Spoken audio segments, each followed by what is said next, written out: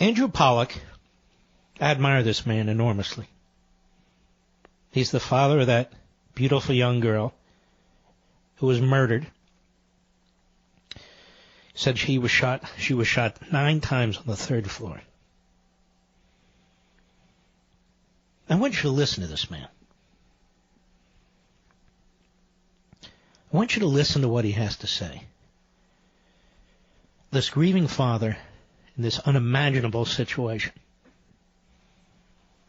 Chris Wallace, Andrew Pollack, cut 6, go.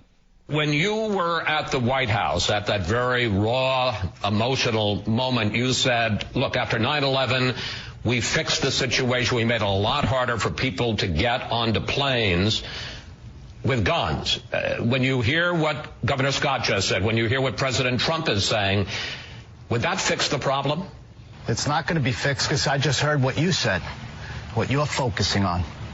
Polarizing this event, the murder of these kids. You're talking about gun control.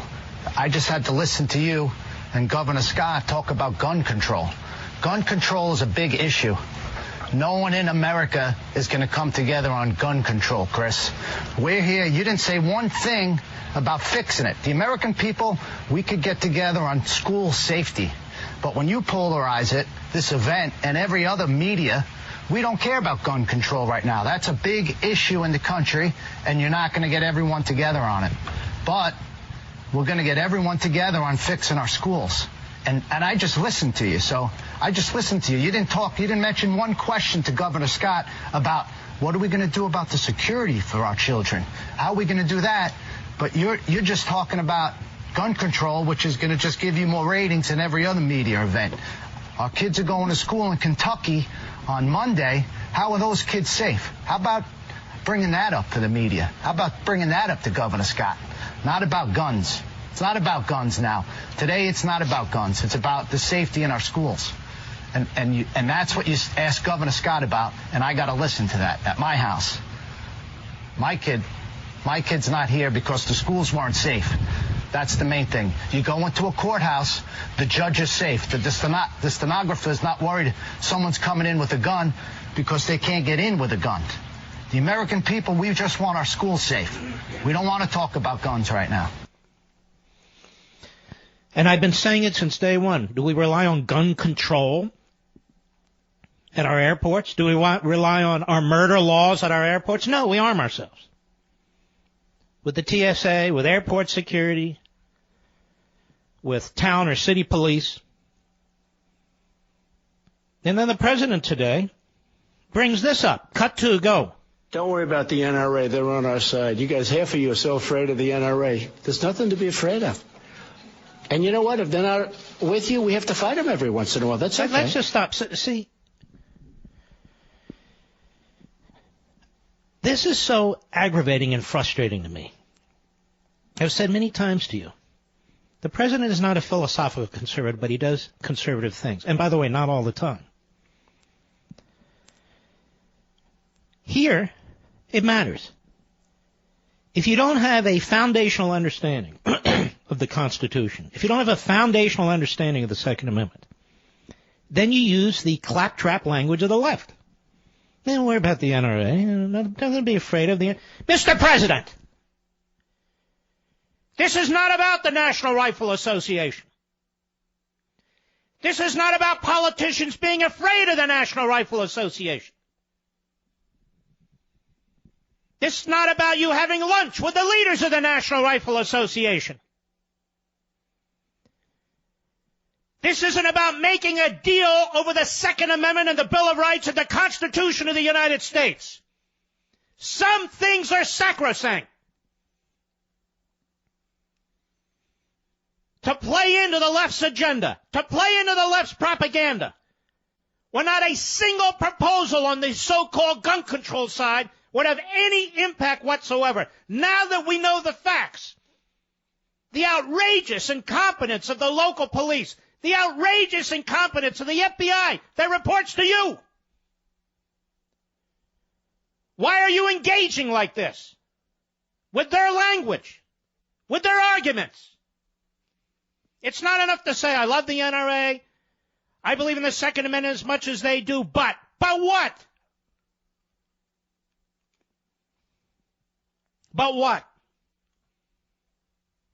And we'll all feel great. We'll have more gun control. Go ahead. They're doing what they think is right. I will tell you, they are doing what they think is right. But sometimes we're going to have to be very tough, and we're going to have to fight them. But we need strong background checks. For a long period of time, people resisted that. But now people... I don't even understand this. We need strong background checks.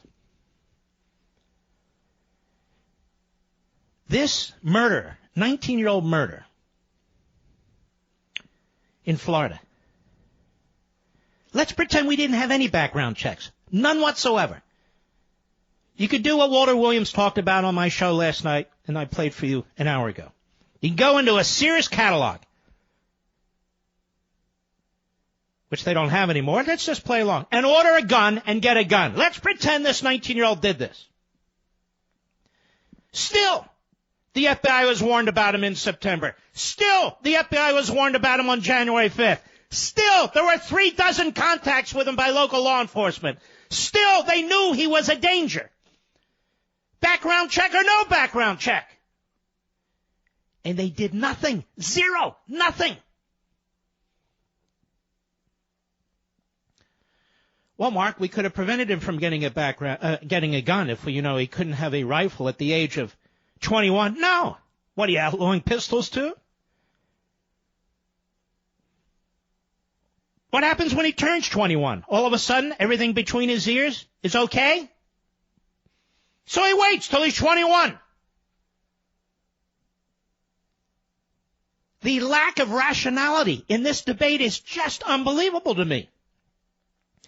The person who makes absolutely the most sense to me is Mr. Andrew Pollack, who lost his beautiful little daughter, who was slaughtered.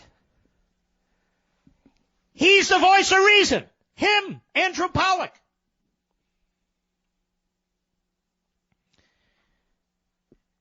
And to show you how incapable these politicians are, particularly on the left, of protecting our children,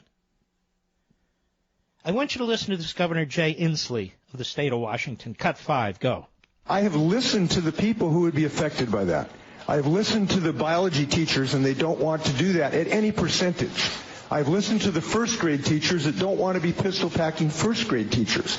I've listened to law enforcement who have said they don't want to have to train teachers as law enforcement agencies, which takes about 6 months. So let's stop here. Good. Then in your state, the state of Washington, the children won't be protected. Good. They want you as governor, you lousy good-for-nothing phony fraud. They want you as governor? Great. Then you won't have protection in your schools. Then the teachers won't be trained in your schools. And the people of Washington can continue to elect this creep over and over and over again. If you people in blue states want to elect liberals, then you can have illegal aliens. You can have massive taxes. You can have unprotected schools. You can have redistribution of wealth. You can undermine your local law enforcement. Do whatever the hell you want. Just count me out. Go ahead. I just think this is a circumstance where we need to listen, that educators should educate, and they should not be foisted. Wrong. You don't get it, dummy, do you? You know why those schools are there? You know why we pay enormous property taxes for these buildings, for the administrators and the teachers, for all the equipment in those schools? Not for the teachers. The teachers are employees. Sorry, but they're to do what they're told.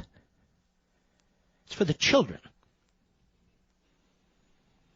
But you see, fools like Inslee and the others, they talk about the NRA, have been bought and paid for by the NEA and the AFT, and both of these monopolistic unions have put out the word that they oppose this. You see, Mr. Inslee, I can find a biology teacher who would say yes. I want to protect my students. I don't want them hiding under a desk when somebody comes here to blow them away. I'm sure I can find a first-year grade teacher to do the same thing. And if not, they should be fired. Damn right. They're employees. It's part of the job.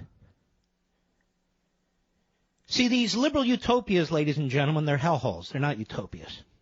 They have to steal from other people by taxing them. They have to regulate your rights away. Meanwhile, they're in bed with the politicians. Certain constituent groups are better than other constituent groups. Certain special interests get special treatment, while other people just pay and pay and pay and pay. Fine. Fine. And once the word goes out that in many of the red states, the schools are protected, but in the blue states, they're not, where do you think most of the killing's going to take place? Oh, you got that right. This governor is not compassionate. He's a hack. This governor is not going to protect the children in his elementary schools in that state. They're going to be exposed. I'll be right back. Mark Levin.